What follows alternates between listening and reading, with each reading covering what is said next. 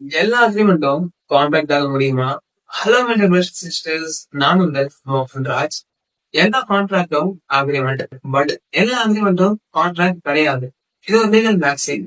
All contracts are agreement, but all agreements are not contract. So section 10ல சொல்லியிருக்க எசென்ஷியல்ஸை ஒரு அக்ரிமெண்ட் ஃபுல்ஃபில் பண்ணுதுன்னா நம்ம அதுதான் கான்ட்ராக்ட்னு சொல்றோம். Section 10 of Indian Contract Act என்ன சொல்றாங்கன்னா what agreements or contract. So there must be free consent. இங்க வந்து free consent சொல்றாங்க. இது வந்து செக்ஷன் 14ல டிஃபைன் பண்ணியிருக்காங்க. இது வந்து நம்ம லேட்டர்ல ஃபியூச்சர்ல வீடியோ அப்லோட் பண்ணுவோம். ஸோ கொஷன் இருக்கக்கூடாது. Section 15 annual funds, section 16 fraud, section 17 misrepresentation, section 18 mistake, செக்ஷன் 20, 21, 22 இதை ஃபியூச்சர்ல பார்க்கலாம். செகண்ட்லி வந்து competency of the parties. Minimum 2 parties இருக்கணும். அவங்க வந்து கம்பிட்டண்டா இருக்கணும். கம்பிடன்சி பத்தி செக்ஷன் 11ல சொல்லியிருக்காங்க.